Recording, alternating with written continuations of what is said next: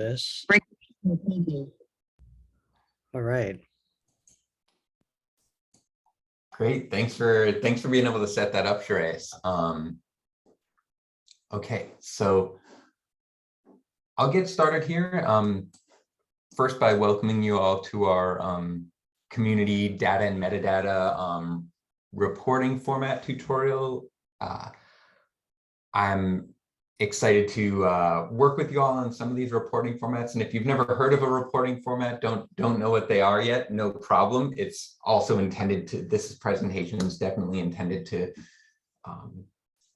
kind of try to meet you all where you are at in terms of your data management. And since we do have like a smallish group, yeah, looking forward to answering all your questions. You know, we'll do our best with your specific data types, and it's great to start seeing some introductions in the chat here.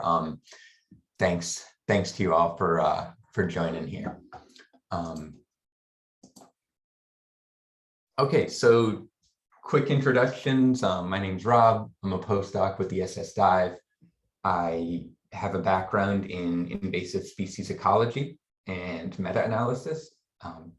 And now at ESS-DIVE, I work on this community data standardization side of the repository. Dylan, you want to introduce yourself quick? Sure. Hi all, my name's Dylan Orion. I'm a student research assistant with ESS-DIVE, kind of focusing on community outreach and the reporting formats. And I'm currently an undergrad student at Sacramento State. So. Yeah, Dylan's been so helpful in putting together the materials for today. So yeah, you'll hear from Dylan throughout as well. And then Amy's in, I believe, another tutorial, but we'll hop in, or another session, but is going to hop in here to describe how the Wonders project that she works on has incorporated these reporting formats into their workflow in a pretty interesting way. But that comes later. Give you a quick overview of what we're doing today. I'll give you a short introduction to what data reporting formats are and why data standardization is important for making data fair, making data reusable and findable. Then the bulk of the workshop today is or the breakout section is going to be spent on this hands-on workshop component, where you'll have a chance to use two, what I think of as really broadly relevant data types, tabular data, and then this reporting format for file level metadata, which just helps you describe all your different data files. So if you work with imagery data files, if you work with tabular data files, if you work with sample data, doesn't matter. This should be relevant as you start kind of assembling your data to submit it to ESS-DIVE. We'll take a little break, of course, and then we'll go into those examples and have some time for questions at the end.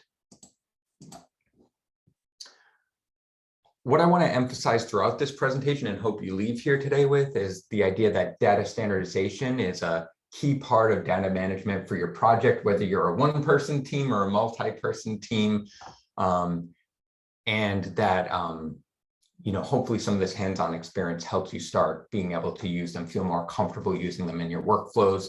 And I'm excited for you all to hear how a couple different projects in the DOE are using the reporting formats already. And I do want to emphasize here, I put that, you know, hopefully you leave knowing that the data reporting formats help you enable your data to be reused by others easier, and hopefully that they're not so challenging to start using. You know, we'll do that hands-on portion, and hopefully you'll have a sense that there's a little learning curve, but not too steep to getting to use these with your different data files. So let's give it a try. Just to get a sense, if you don't mind going to the link that Dylan is putting in the chat here, just give me a sense of your familiarity with ESS-DIVE. You should be able to select more than one option or enter responses more than once. You know, if you've done both here.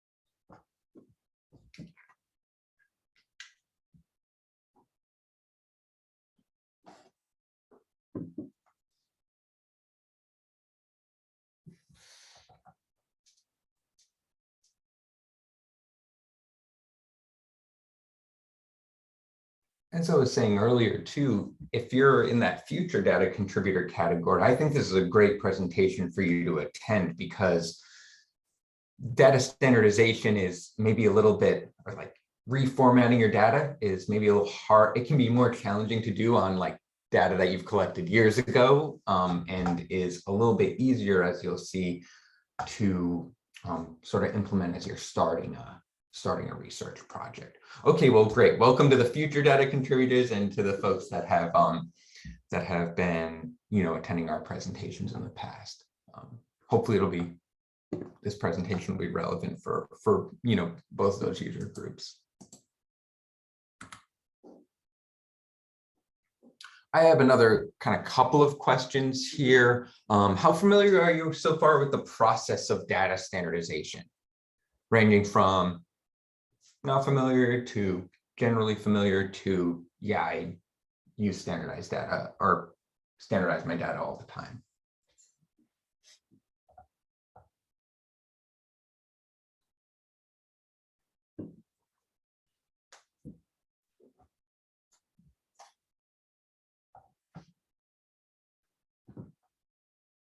Okay, great. Yeah, not so ranging. A few people maybe in the not familiar, somewhat familiar, and then there's also, we have some folks that have that at least partially standardize their data. And I have to admit, if I probably fall in that category C there, if I'm totally honest, that some of the data is easier to standardize, and others standards maybe don't exist or not familiar with the procedures. So yeah, sounds great. Thanks for that. And then the last question before I go into a little more background on standardization and reporting formats, I'd like to know if you, putting on the hat of someone who reuses other people's data, whether for modeling purposes or other types of kind of data syntheses, what are some challenges that you have encountered or could envision when trying to use someone else's data?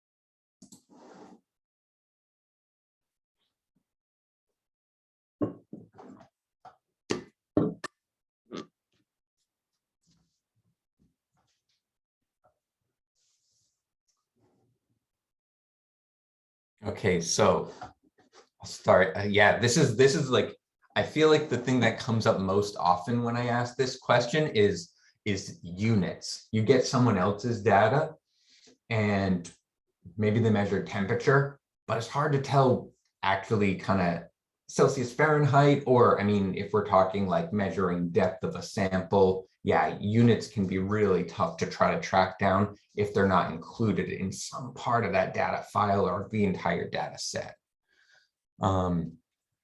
Terminology is a really tough one as well.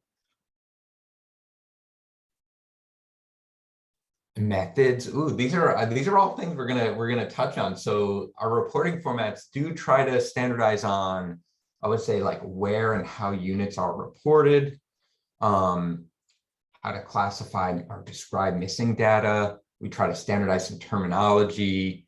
Dylan will talk about how there's a kind of template that we can provide you to describe methods that you use in your experiments. Yeah, flagging data here for like QA/QC procedures, good and usable versus not very usable data. Some of our reporting formats do describe ways of flagging data, but we won't go too far into the QA/QC process, but hopefully standardized data does help you do a little bit of QA/QC as well. Uncertainty, is the data kind of raw or has there been some processing done? Spreadsheet layouts. Okay, so you all based on these responses are very familiar with issues that might lead us to, what, it's about time we standardize some of these data, because these are all really great examples of some kind of blockers that we might run into when trying to use someone else's data. Okay, thank you so much for all these responses, everyone.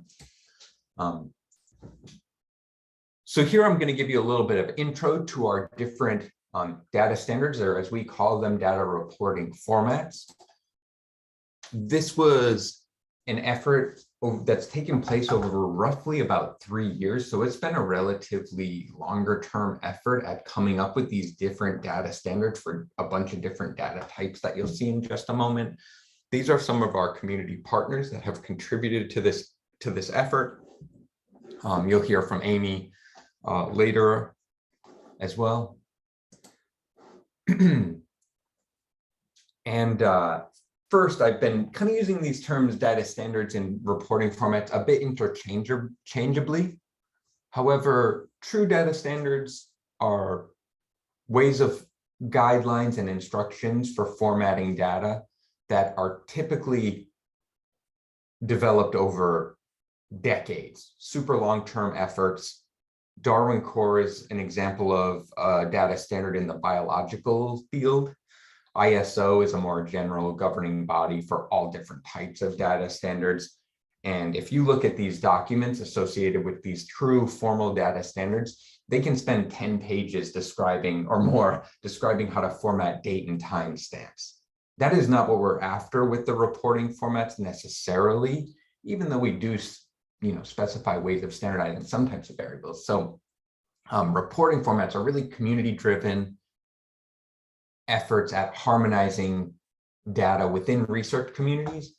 And rather than having like really large governing bodies overseeing the whole, how we're going to standardize on a particular term or a particular variable, they're much more kind of like grassroots effort at standardizing and meant to be implemented, for the short term rather than a really long-term process. So we differentiate between true data standards and these reporting formats. Now, we all kind of work with data in some capacity, and here's a little bit of the motivator of why we want to, and although based on your responses, I know you understand a bit of the motivation for sure on why we might standardize data, or what sort of messy data can block us from doing in terms of synthesis. But just to show a more visual example, I figured we could look at an example of messy data here that illustrate how time-consuming cleaning and trying to harmonize your data after collection can take. So let's take a look at this header row here. We've got year, city, amount. Those are our variables that's in our header row. And you see year listed as 1990, city's New York, amounts over 1 million. And then when we look at the rest of the table here, you start to see issues with data formatting begin to crop up.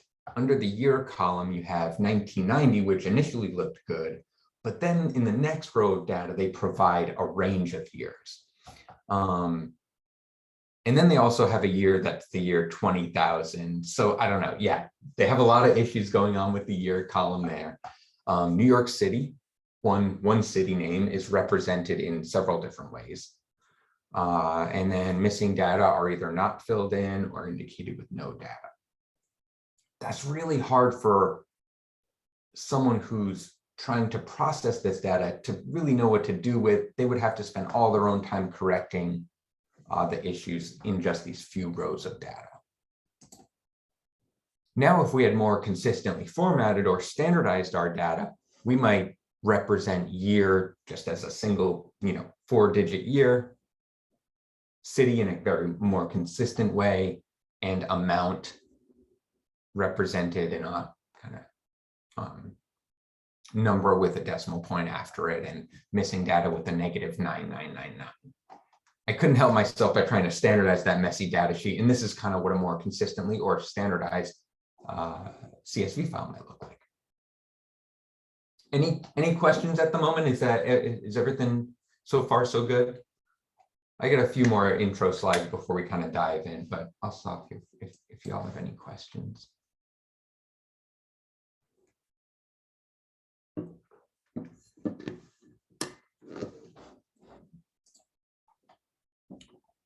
All right, so a little more motivation. Why consider using some of these reporting formats? It'll help you organize your own data, and I like how Julie Lowndes, the author of this article I linked to in my presentation, says, yourself as your most important future collaborator, having your data files organized in a consistent way this year will help you next year or 2 years down the road when you're trying to reanalyze or synthesize your own data. More consistently formatted data enables better data visibility, reuse, and there are even some tools and services that can kind of enhance that data curation as well. When data are harmonized and standardized, they're easier for people to download and reuse.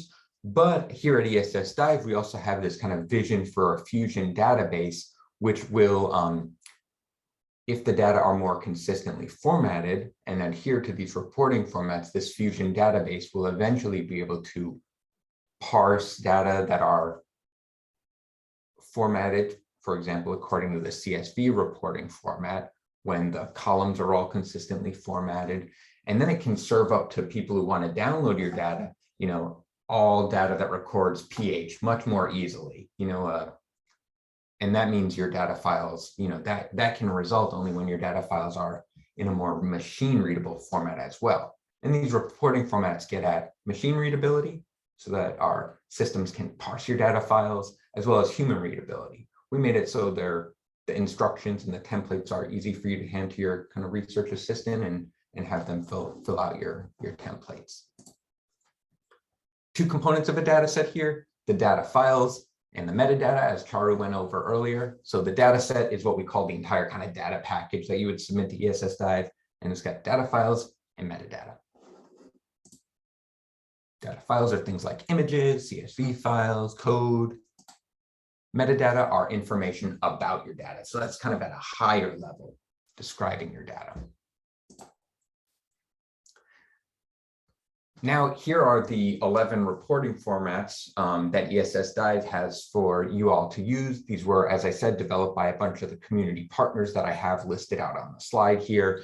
And they range from, at that data file level. So like if you work with model data, CSV files, soil respiration data. Here's a bunch of different data types that we have specific reporting formats for. And then if you look at the row below,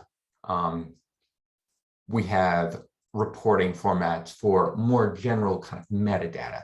So you'll see, we'll discuss this file level metadata reporting format here. But if you work with samples or locations, we also have reporting formats for those too. And those are a bit higher level, less specific to certain research disciplines or data types, and a bit more general. I just want to highlight that the process for developing all these reporting formats was really community centric. We had 6 teams of community partners working on them, listed out on the previous slide. They reviewed over 100 existing data standards just to make sure that they were incorporating different elements that would be useful for their own user communities. Adopting different components of already existing standards kind of as much as possible or where appropriate. Here's just another visualization of those more general kind of metadata reporting formats. First, the more specific reporting formats for different data types. I've got a paper all about these reporting formats that's currently in review, and I'm really happy to kind of share that, circulate that a little bit if you're interested. So just let me know.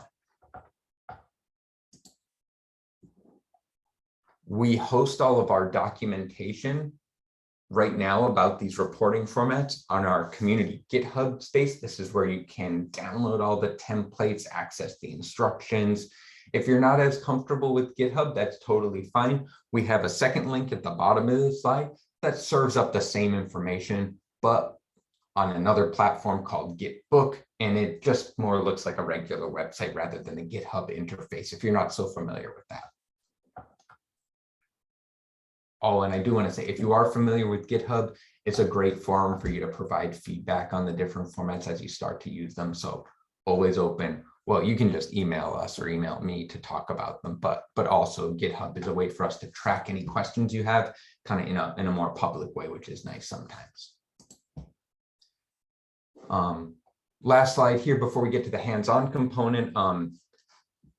The reporting formats are in use at a few different DOE projects. You'll hear from some of those later.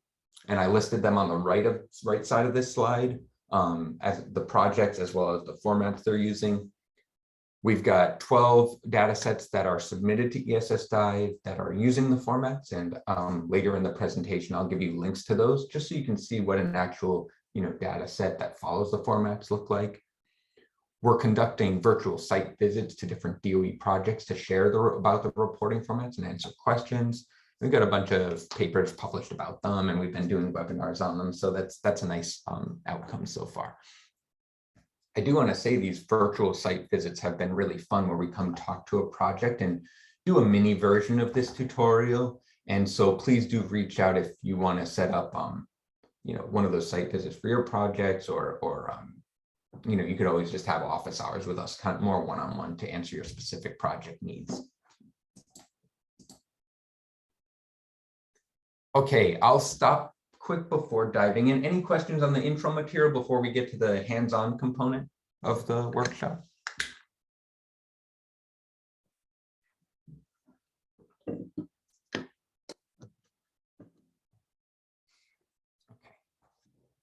Yeah, and please just, you can unmute and just ask me if you have questions as I'm going through the material, or enter into the chat. You can see the chat here just fine. So either way.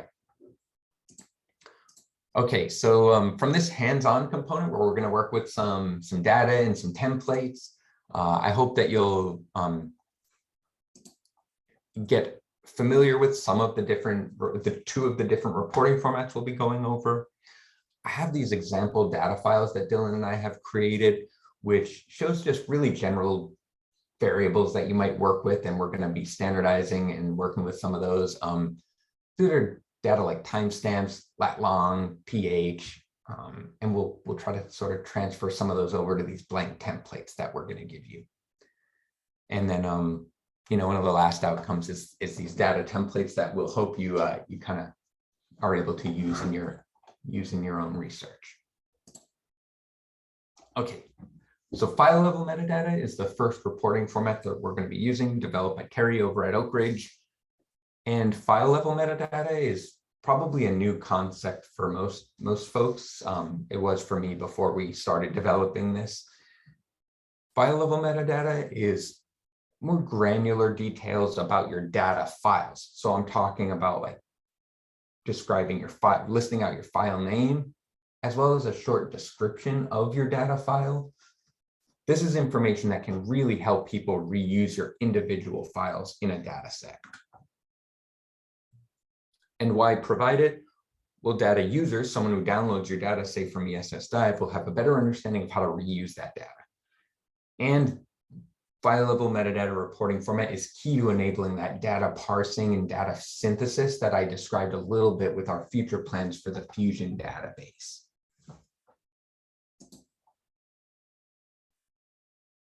Okay, so before we kind of hand over the example data for us to begin working through this tutorial, here's just a quick little intro of the data and the process that we'll take for this tutorial.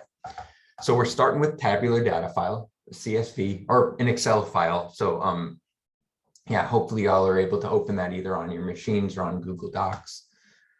We've got our tabular data file. You'll see a column with sample names.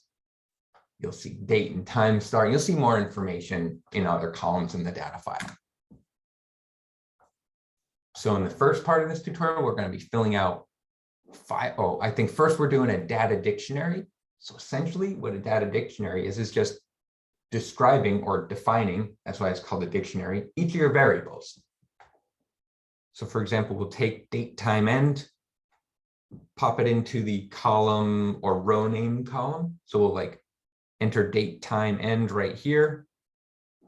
And then we might provide a unit or define it a little bit. Oh, and Christina, Dylan, you can share it in this. We'll share the file right in this Zoom chat, and Dylan can do that right now. Yeah, thanks, Dylan. So we'll kind of use this one. We have a couple example data files, and the goal will just be to really walk through how you might start taking your CSV files and put them into each of these templates. The data dictionary, where you define your variables, and file level metadata, where you take your file name and give us a little description about your data file. Okay, So we'll walk through it all together for sure, but just want to give you this general idea. Closer look at the data file, and no need to even open it just yet if you don't want to. I have prompts for all that. We got this data file. It's got, as I said, sample name, a date, time, latitude, longitude, and then some of the more measured variables like water temperature, and I think there's a pH column as well. So those are the types of data we'll be working with. And it's really just an example meant to totally kind of hypothetically simulate data that the typical environmental scientist might collect out in the field.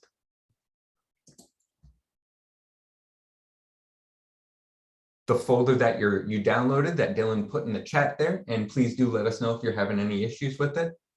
It contains 3 subfolders. It's got your data files, that lat long date time file I just went through a little bit, as well as data dictionary. So that's where you're defining all your variables, and file level metadata files. That's where you kind of have a blank template to describe each of your files. First up, we're going to take a peek at the data files.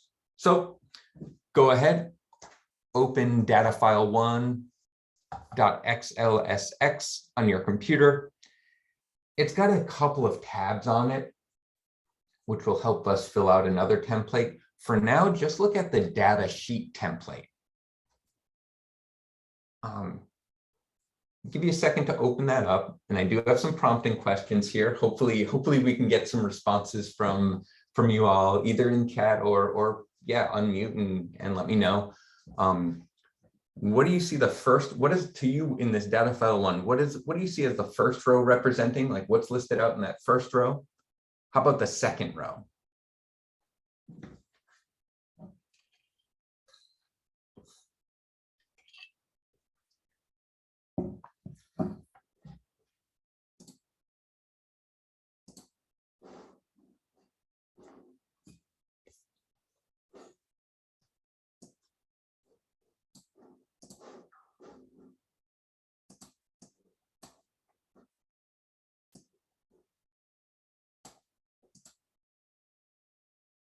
Yeah, exactly right, Sammy. Yeah, so they correctly identified, you got first row data. First row is going to be your data type, variable name, however you want to describe it. It's the thing you're measuring or the variable you're listing, you know, for like location ID or sample ID. I totally understand. That's not necessarily like a variable name. So yeah, some of you might just have variables listed out in that first header row. Yeah, however you want to describe your data type, your variable name. Then you got the second row, which is sort of your data format or unit. Thanks, Sammy. And sometimes it's typical for me in the past as well to attach a variable name and a unit together, to kind of stick those two together. But when you separate variable name and unit, like into a second row, or you put the unit in a data dictionary somewhere, it makes sure it's sometimes when you link them together, say in the first row, variable name and unit together in the same line, in the same cell, that can be really hard to parse for the machine readability part of it. It might be easy for us to pick up on visually what the unit is, but sometimes it can be a little hard to separate like the variable name from the unit. And that's why in this data sheet, we have it in the second row there. And how do we see missing values represented?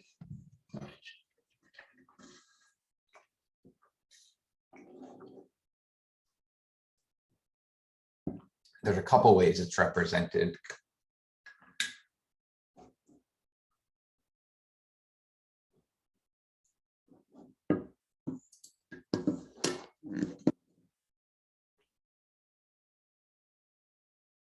Yep, exactly. Thanks, Cynthia. So we got missing when text is missing, it's represented as n/a, and when numbers are missing, it's represented as -9999. Oh, nice. Okay, Cynthia. Yeah, you're saying also there's like a note section where you can kind of mention that as well. Yeah. Great, thanks. Any other questions or points anyone wants to point out about the data file 1? And at the same time, you can take a peek at data file 2.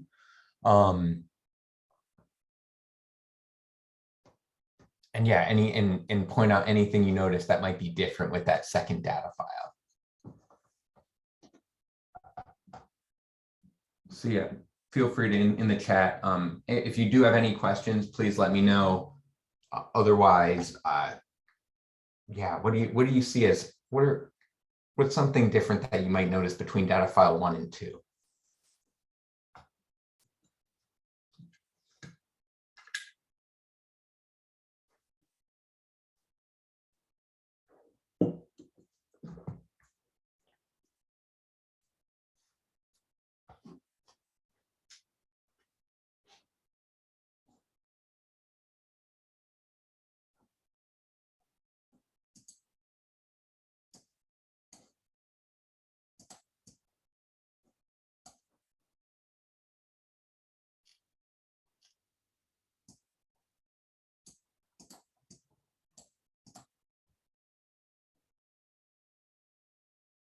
Great, yeah, thanks, Inky. That's great. So you got a time series of samples for one location, and then we are mixing up the locations in data file 2. That's perfect. And thanks, Sammy. Yeah, and the other aspect that I was hoping you all would pick up on is that we've got some variables that are exactly the same in data file 2. That'll come in handy later as we're starting to fill out the data dictionary. You won't have to define multiple, like if the same variable appears in multiple of your spreadsheets, just define it once, it makes things simpler. However, in data file 2, nitrates is a new column. And so you'd have to add that as a new variable to your data dictionary. Any questions on that? Does that all make sense?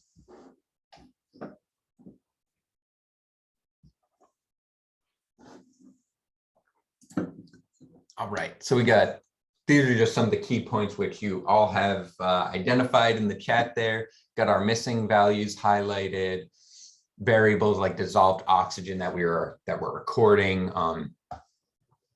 When we talk about the CSV reporting format a little bit more, we'll be describing how to format some of your variable names. Like you'll see it's dissolved _ oxygen, which is preferred over dissolved space oxygen. And then as we were talking about earlier, degrees Celsius, the unit is in the second row. It's not water temperature _ degrees Celsius, all one row. We've separated the variable name and the unit. All right, so we're going to give a try at filling out our own data dictionaries based on our data files. So take a look at your data DD for data score _ files folder. And as we've described a little bit, your data dictionary, it's a place to define each of your variables or each of the elements in your header, your very first row. And you can also provide your units there. So we recommend either giving us the units in the second row of your data file, just like we have in our example data files, or putting the units in the data dictionary. There's a column for it in there, you'll see in the template. And why bother filling one out? Well, as you can see, based on our survey at the very beginning of the day, sometimes it's really hard to understand the different terminology that different researchers use or know what the units are. And so this relatively simple file can try to start clearing that up. All right, so open up your blank data dictionary. And I do want to point out that for each of our reporting formats, we did try to make it so that only a very few number of columns are required and others are optional. So only for this particular template, only your column or row name, which is just your variable name, that and unit and definition are required. Everything else, optional. So I'll ask you to start with data file 1, transfer over some of those column names, variable names, the units, and your own 1 or 2 sentence definition of each. It's totally okay. I just want, if you don't know exactly how to define them, just a little example of how you might describe the variable in your own words. As I mentioned on the previous slide, any variables that are repeated as you start doing the same process for data file number 2, any variables that get repeated, no need to redefine them. They don't need a new row in your data dictionary. They've already been described from data file 1, and you can leave it like that. You'll only add into your data dictionary new variables that appear in data file 2, like Sammy pointed out, nitrates.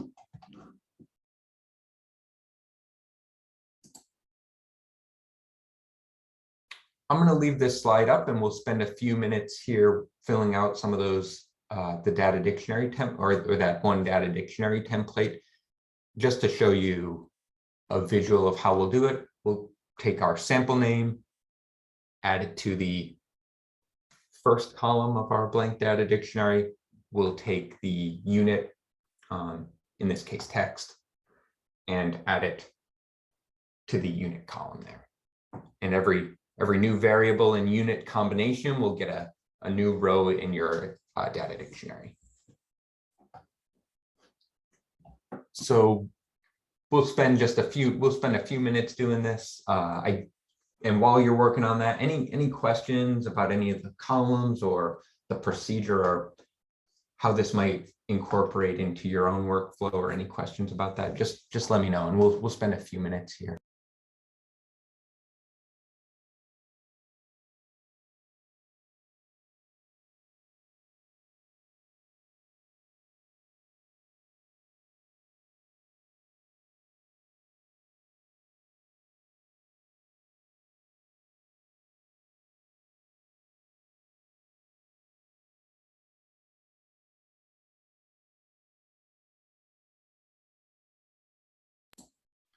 I guess I have a question for the group. Anyone that wants to unmute and share their experience. Do you all have, oh yeah, thanks. I'll address that in a second, Shreyas. Do you all have parts of your workflows that already incorporate some of these defining? Like, do you define your variables in different parts of your data sets, or have you done this before where you define your variables in, yeah, even a PDF or Word document to share with others? If you have any experience with that, love to hear it.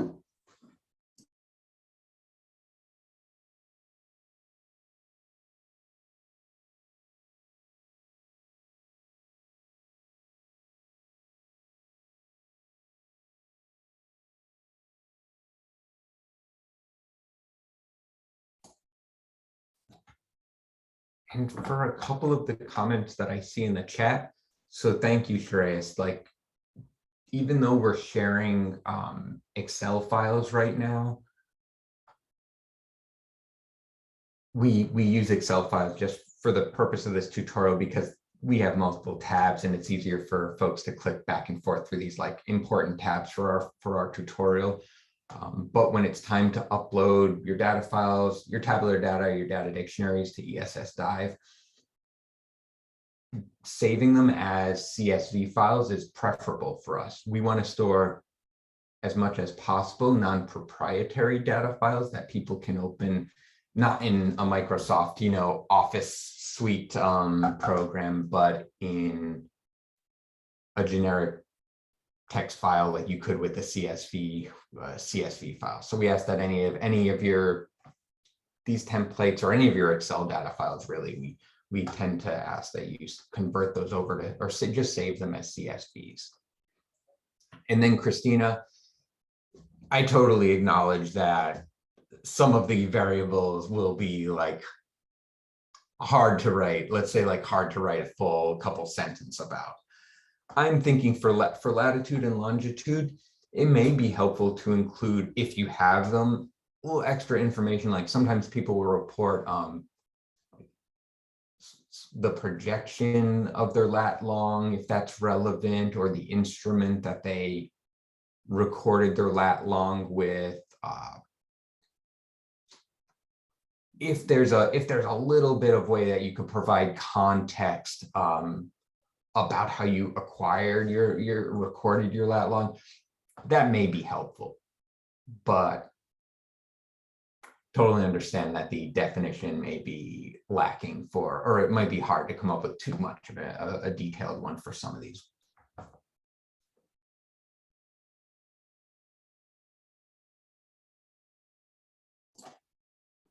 Yeah, Sammy, totally agree. And there's lots of projects that do the read the text or like PDF README file to understand what all the data are in a data set, and agree with you. I've done the same. It's like easy to sort of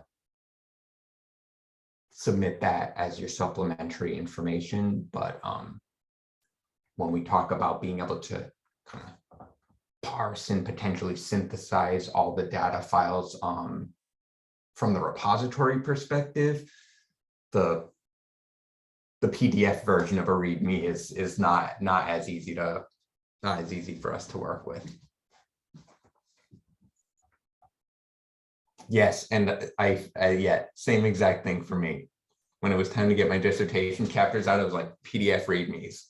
Go. That's how I did it. Okay, I'm gonna move on. I'm gonna move on to the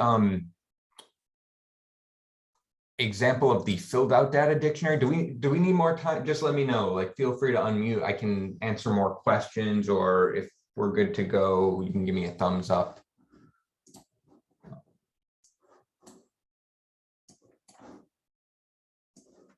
Okay, yeah, I'm seeing some thumbs up.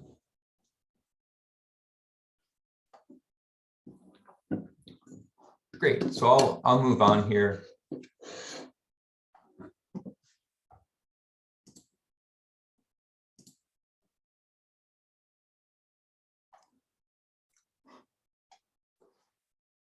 So here's what your data dictionary could potentially look like.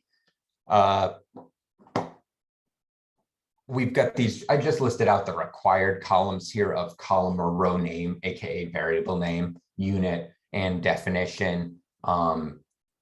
This is just an example, so I didn't make them too much of a novel in each of these definitions, but hopefully you get the point here.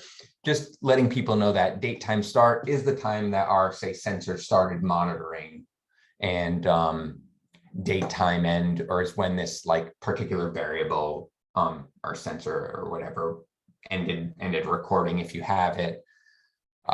And then water temperature, we've got our unit, degrees Celsius, listed out there, and gives a little more detail, temperature of water, sample, collected, when collected, or something like that. Yeah, so just a short phrase for each of those for this example, but yeah, a sentence or two would be kind of nice to help people understand the type of data you all are using or contributing.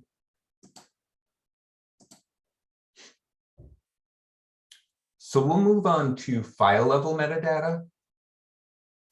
This is potentially even quicker than filling out those data dictionaries, I guess, if I am thinking about time commitment for each of these. So file level metadata, this is a template that we have where you can list all of the data files that are in your larger data set, like all the data files in your data folder, and give a little, so I'm talking about just your file, list off your file names, and then give us a short description about each of those data files. Why fill one out? Well, sometimes, if you've ever downloaded from data from ESS-DIVE or another data repository, typically data sets or data package have metadata, like a little abstract about the data files and all of that, but it can be hard to tell what's in each of those individual data files. You'll have to sometimes you'll have to open up a bunch of them to find the data that you're looking for. And this one data file level metadata template that we're going to share is a nice way that is a nice thing that people can open up and just see a little description about each of your data files without necessarily have to go into every single one of them.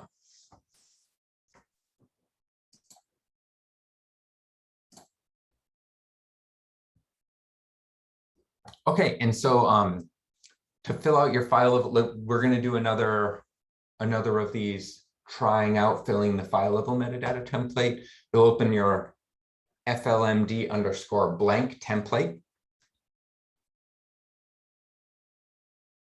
the only required fields in this particular template are that file name and file description. And let's just, as usual, start with data file 1, open that up and transfer over those different elements.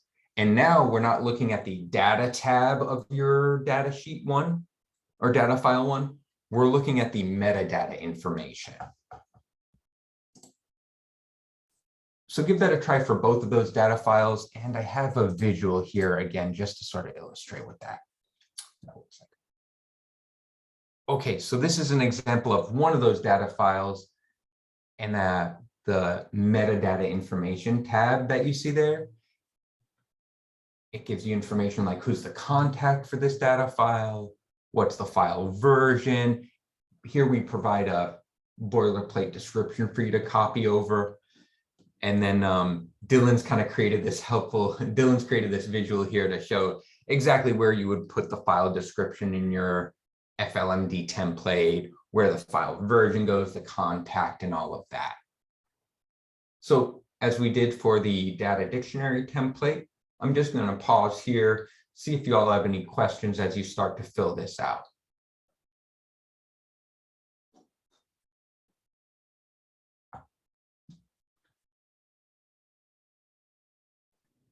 I actually have a question. Oh yeah, go for it. It was too hard to type in the chat, but I've 4 data files that have data sets that, let's say, aren't complete yet, but Yeah. people are wanting to start to look at the data and you're trying to organize it, but it's mid-experiment. Like with these dates, start and ends, like, is there advice of how to keep track of files you have in its metadata, even though they're continually changing? Yeah, I will often for data sets or like or when you're trying to fill out metadata about something that's going to be deployed, say like seasonally, I'll typically leave end date as -9999 and make a note that the data is going to be updated. I mean, that's how I've handled certain types of that's typically how I would handle it, I would say. But then there are other research projects that do make a decision, hey, we're going to make a cutoff, this data package, like this data set's not going to be updated. We are going to submit this to ESS-DIVE with data collected from 2019 to 2020, and that's it. And that's the time span. And so in that case, you could put a solid end date on that. It just depends. Those are kind of like project decisions that you all can make on whether the data will be sort of like more continuously updated, in which case I would leave that end date blank, or do you upload in kind of batches? Shreyas, I don't know if you have any thoughts on that for as well, but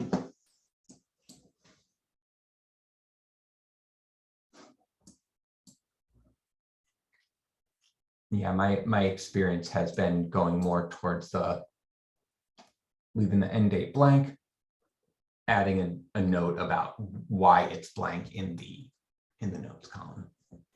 Cool, that's helpful. Thank you. Cool, yeah.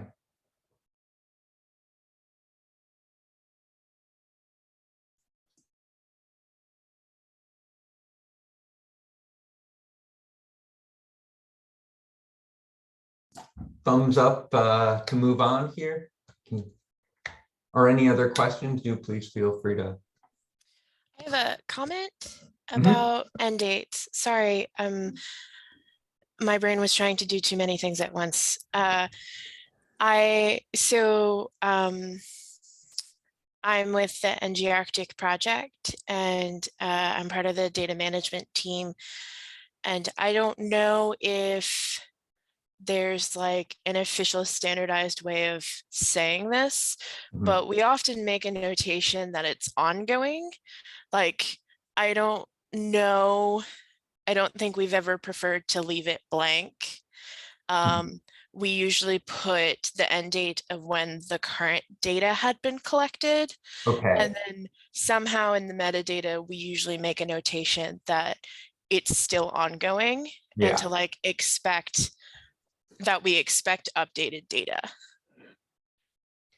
So if I'm understanding correctly, you'll you would put your end date there, and that's just going to be the last date of data collection, and then make a note that says expect this to be kind of updated as more data comes in. Right. And sometimes with some of our older data sets, so this is a bit of an aside, but finally you mentioned that we like to, or ESS-DIVE likes to have data submitted in CSVs. And I work with Terry, and Terry and I were having this conversation about how to update an older data set with several more years worth of data. And I realized that it would exceed the capacity for Excel to open. Oh, And really? yeah, and so, or to like work with in one sheet. I can't remember what it was, but it was going to exceed the capacity of Excel, and we made it a separate CSV. So the data package was going to have like the old data with its metadata, and then an updated set of metadata and documentation, because we were like, well, technically we'll be sending them in CSVs, but we open them in Excel. So how can we expect other people to be using something that isn't Excel? So just a funny aside with like CSVs and dates and stuff like that.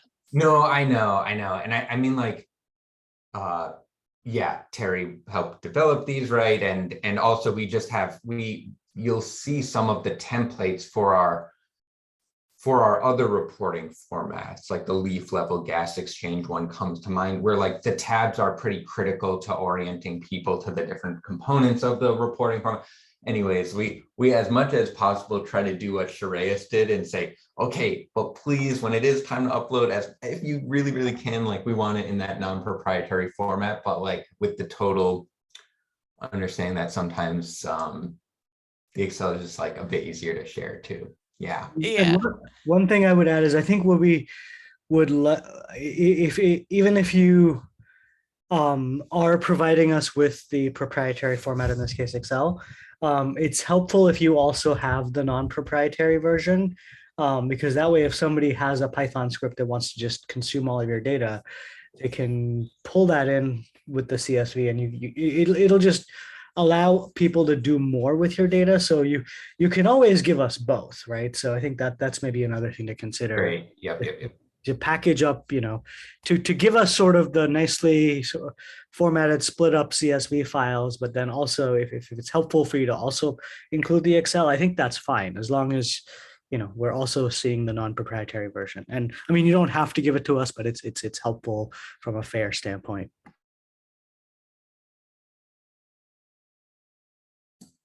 Thanks, Shreyas. Okay, I am going to move on. Because I do want to make sure we have time for, I'll quickly go through the CSV reporting format, much fewer slides there. I'll just conclude here. We'll take a little break. We'll do CSV in the group presentations after that. Okay, so in the files you downloaded, in the folders you downloaded, you'll see a complete file level metadata. Here's kind of what it looks like, just a couple rows because we have only a couple of data files. And here's that metadata transferred over to the template. I want to give you a quick step-by-step guide here. It's just when you're filling out these file level metadata templates, gather all your data files, fill out one data dictionary based on your different variable names, fill out your file level metadata template based on all your file names and a little description. And you only need one data dictionary, one file level metadata template, regardless of how many data files you have.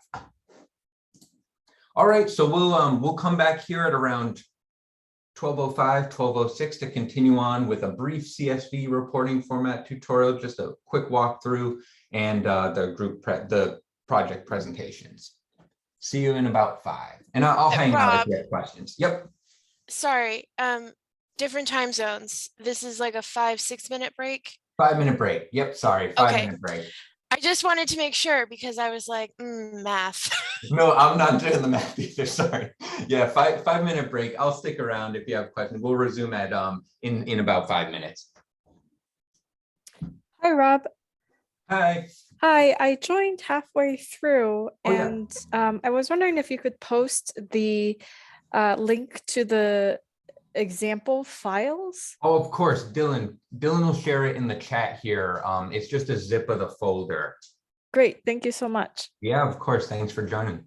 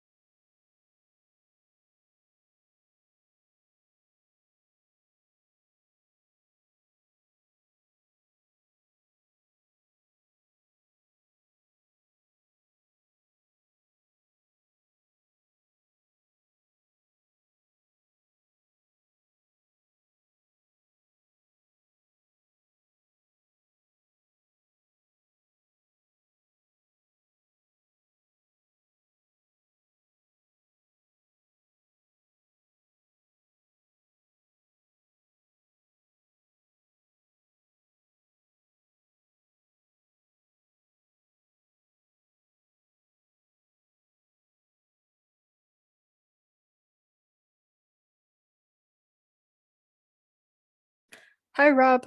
I had another question. Yeah.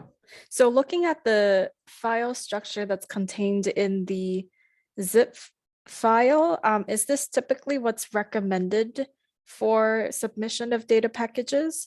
Or is this something that's required to be able to upload to ESS-DIVE? Oh, almost neither. I mean, it's kind of like I would say definitely not required mostly, you know. And then I would say what I typically see with this tabular data, people will have one folder and they'll list out CSV, say CSV 1, 2, and 3. And in that same folder have a CSV of the data dictionary and the file level metadata, like horizontal, not hierarchical folders. I see. Does that make sense? Yeah, so that they would like you open up the zip folder and they'll all have those files in the same folder. Yeah, exactly. Yeah, and not even zipped up. Like you can just upload in your individual files, like in one, not even a folder, just select all your 10 files or however many you have and upload them like that to ESS-DIVE. So it's really flat and nothing's kind of zipped up or nested. Okay. Yeah, Sounds thanks good. for that question. Thank you. Okay, well, I will continue on. I'm gonna just very briefly touch on the CSV reporting format because I want to turn it over to Dylan and Amy soon. But I do have the I can share the slides and you have the CSV files. Or yeah, I'll share the slides so you can see exactly the examples I'm going through. Sorry. So CSV files are as we've been talking about, the non-proprietary version of tabular data, as opposed to Excel files, which you need Microsoft programs to open. And why use them? Well, it helps you specify, you know, it helps you format your tabular data in a way that is both machine readability when you follow some of these guidelines, so that is more easily parsable by machines, your CSV files, as well as human readable as well. These recommendations are, as I said at the beginning, structured so that it's not just easy for machines to read them, but you can also share your CSV files and other people know what to do with them as well. Here are some few recommendations I want to highlight that Terry and her team created based on an extensive review of other guidelines for CSV files. It's formatting date, as you see it here, in this ISO format of year, then month, then date.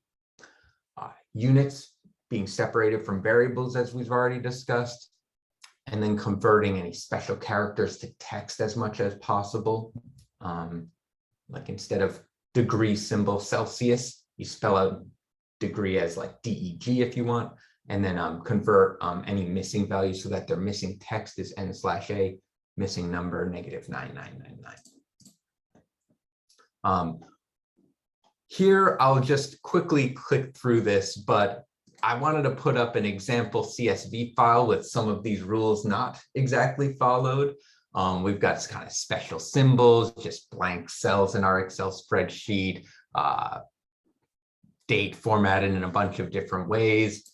And I just want to show what it can start looking like when you follow some of the guidelines in the CSV reporting format.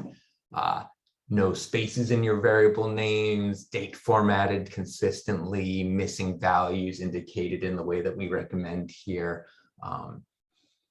And this has all the benefits of that human and machine readability we've been talking about. I just highlight a few of these big take homes about the CSV reporting format, and that's consistently formatting date and time, separating units, having those key missing values here, or the codes for your missing values. And then just so we have time, I'm going to switch over to examples of the DOE projects that are using reporting formats, and I'll turn it over to Dylan here. And Dylan, if you could, we'll aim for under 10 minutes if you could, and then we'll turn it over to Amy to kind of close it out. Yeah, perfect. So hi all, my name's Dylan Orion. Work for two projects. I work for ESS-DIVE, but I also work for the watershed function SFA. So I'll be talking about the use of reporting formats within the watershed function SFA. So if you could go to the next slide, please, Rob. So just to provide a kind of brief overview of the project for those of you who may not be super familiar, the watershed function SFA is a U.S. Department of Energy research project that seeks to determine how mountainous watersheds retain and release water, carbon, nutrients, and metals. And our primary field observatory site is in East River, Colorado. And we have over 30 collaborating institutions from around the United States. And the primary main effort is led by Lawrence Berkeley National Laboratory. Next slide, please, Ron. So just before I go into kind of some examples of us using the reporting formats, I want to convey that we do have a field data workflow in which we standardize and register locations for location IDs, samples for IGSNs or international geosample numbers, and register samples as part of this effort. So we have those registered and kind of dialed in for data management. And so now we're moving towards standardizing the data files and data sets using the reporting formats. Next slide, please. So before I go into some examples, as part of the project, we primarily use this reporting format called the Water, Soil, Sediment Chemistry Reporting Format, and RF just as a shorthand for reporting format. And so that's kind of what I'll be talking about mostly, but we also use a samples ID and metadata reporting format, as well as some of the other reporting formats we're talking today, such as the CSV and file level metadata reporting format. And for the purpose of our project, we recognize that these reporting formats are aimed at standardizing data and increased fairness of the data, which is a term that was kind of talked about in previously. But these reporting formats enable use of data beyond the initial intent of collection. And they also standardize data, which enables future modeling and analysis of data, both by the project and by the general public. Next slide, please. So quickly, here's just some brief information about the reporting format. So the goal of the reporting format is to harmonize chemical concentration data that spans several measurement types. And this reporting format, I should say, was primarily led by Kristen Boy at Slack. And the main components of this reporting format is template for a data file, methods file, file of metadata file, and data dictionary file. And there's also an optional terminology file aimed at standardizing terms across the project, specific for these chemical concentration measurements, but we're not currently using that right now. Next slide, please. So here I want to go into an example of a data file conversion. And so data files before conversion generally lacked vital metadata and information vital to the understanding of the data. And so it generally lacked a format that was easily readable, like machine readable. So the template as part of this reporting format it was easily translatable. So if you could click, Rob, please, you would just transfer information such as the sample name, date and time, and variable specific information into the template, in which this provides header information, so specific information about the measurements, as well as a place to put the measured information. As part of this also, we have been registering IGSN, so I wanted to highlight that there, as well as what's an important factor of this reporting format is that methods information is cross-referenced within the data file, enabling further understanding of the data.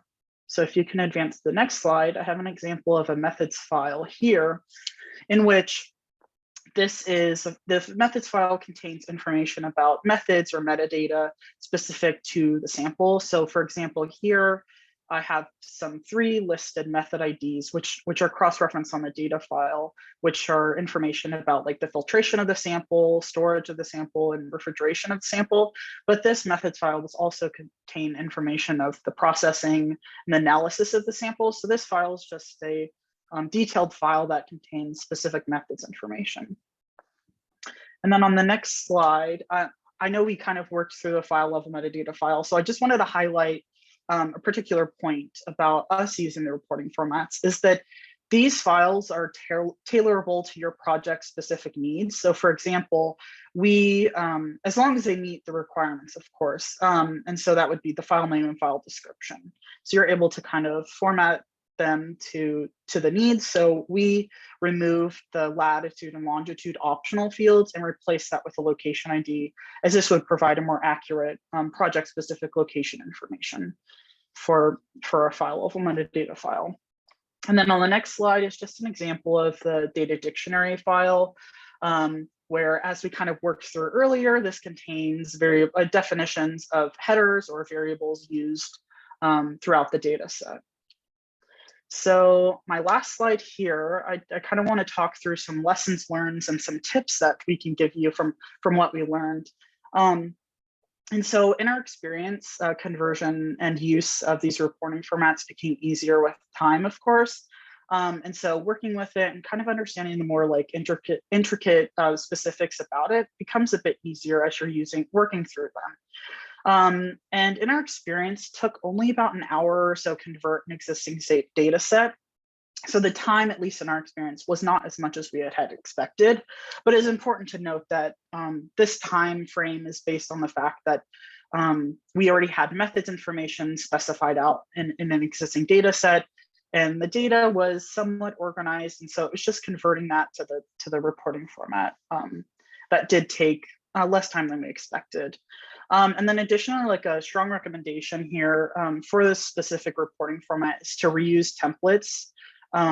So for example, the data file template, when the data and methods are unchanged, you would then populate this information with variable specific information, such as variable measurements that might have changed or sample names that changed.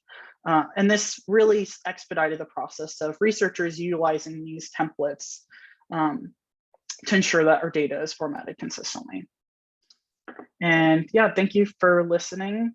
That's all I had. So I welcome questions. I think we're going to have questions at the end, but feel free to answer any questions.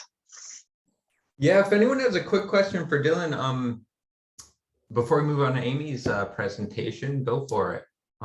Otherwise, you can ask them in the chat too.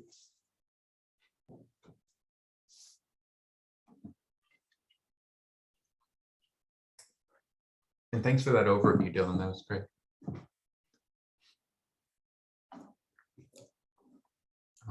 All right, I'll move on to Amy's slides here, and if you do have questions for Dylan, or we'll have a minute or two at the end before we wrap up to and ask Amy and Dylan questions. So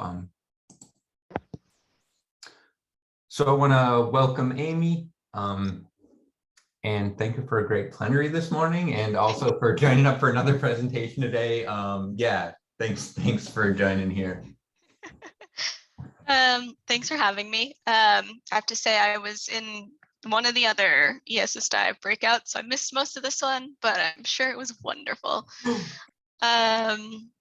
So yes, I'm Amy Goldman. I'm from Pacific Northwest National Lab. Many of you heard me speak earlier, and some of you in this session now work with me regularly. So my background is in biogeochemistry, and I co-lead Wonders with James Segan, if you're familiar with that consortium. I also lead a lot of the data management strategy for PNNL's River Corridor Science Focus Area project. And across both Wonders and the River Corridor SFA, we've been implementing the reporting formats. So we've published at least 4 data packages now to ESS-DIVE that are fully formatted with multiple reporting formats. And we've been working towards more and more automation with them, which is what I'd like to touch on today. So next slide, please. Thank you. So very briefly, the River Corridor SFA is studying and improving prediction of river corridor hydrobiogeochemical functions across scales. It has field sites across the Yakima River Basin in Washington State, but because part of the SFA also works through Wonders, which is a global consortium, the SFA also has a global reach where we collect samples in a crowdsourced way with global collaborators. So the result is that the SFA has dozens of data types, hundreds of collaborators, many thousands of samples, which is sort of a recipe for a data management mess if you're not going into it with a clear vision of your goals. Next slide, please. So for the SFA, data reuse is a big priority, and more specifically, the FAIR data principles in their entirety are very important to us. This is in part due to prioritizing the ICON principles, which many of you heard me speak about earlier today in the plenary. So when we think about our goals for data, we can create data that can be used by people who generate the data that can be used by people on the project who did not generate the data, like modelers, and then we can create data that can be used by any public data user. And only achieving the first box is fairly low value to us. And the first and second box together are sort of medium value. So next slide. What we're aiming for really is all 3 boxes to get the highest value. And what we found is that the ESS-DIVE reporting formats create a final product that is higher value to our team, our collaborators, and to other data users, which achieves our goal. Next slide.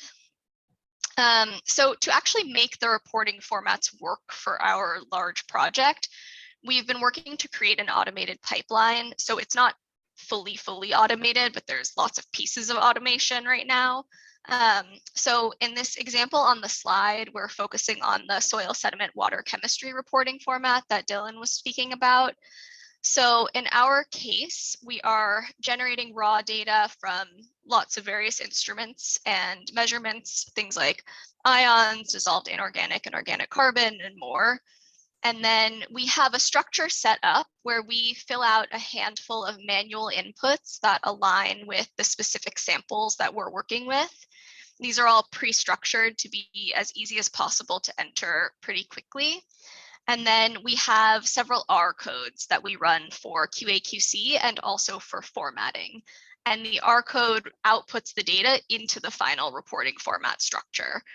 Then we just have to review it and add the data to the data package with the other files. Next slide. We have the same system set up with the hydrologic monitoring reporting format. So in this case, the raw data is coming from a number of different sensors and giving us things like temperature, pH, depth, turbidity, etc. Again, we enter a handful of manual inputs in a structured way, and then we run our codes for QA/QC and to output the files in a final format. So the resulting data packages we put together also follow the CSV, the file level metadata, and the sample ID and metadata reporting formats. And we have different pieces of automation we use to help with those as well, also using our scripts. Next slide. So the automation that we've done has been a game changer for our project. With the number of people on the project and the amount of data, it didn't seem feasible to format things in any manual way for us. And making the investment in creating these pipelines has been really high value. We've made a few early versions of the scripts public on GitHub, but we are planning to put all of them there after we work out a few kinks. We know they're designed for our specific file structures, but we put a lot of resources into creating these systems, and we know we have the privilege to do that because of the size of our project. So if other projects find these tools useful, we want you to be able to use them and modify them and make them work for you. I also don't want to make it seem like this process is like super quick and easy now. We found that data publishing is something that takes a tremendous amount of time and energy. At this point, I think we have like 15 data sets published on ESS-DIVE, many of them from before the reporting formats existed.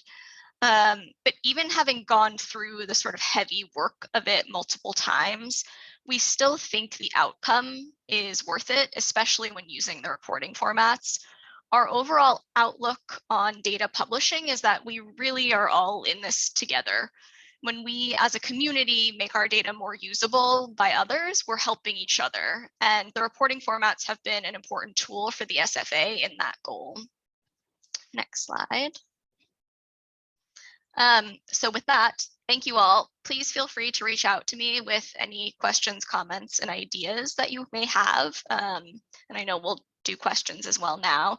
And then the links on the slides there are just to the SFA and Wonders website. So thank you.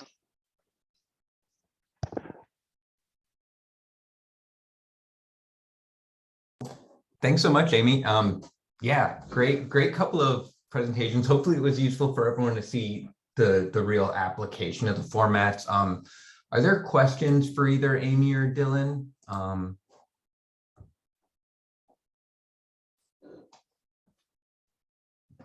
I had a question for Amy.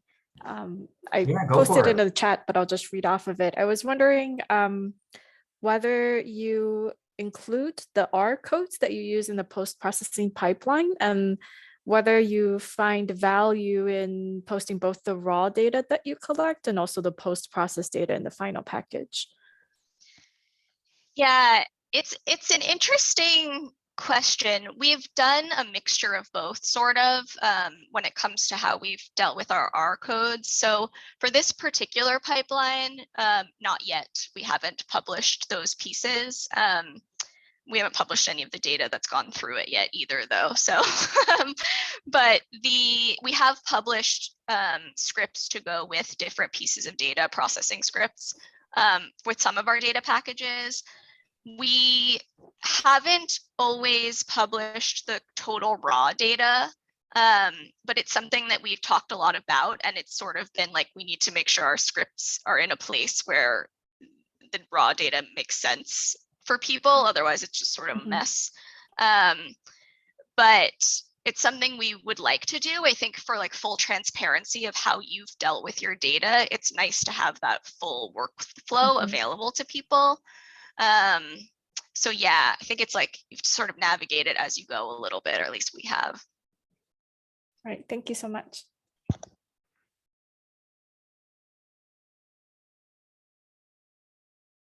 Other questions in the last minute or two?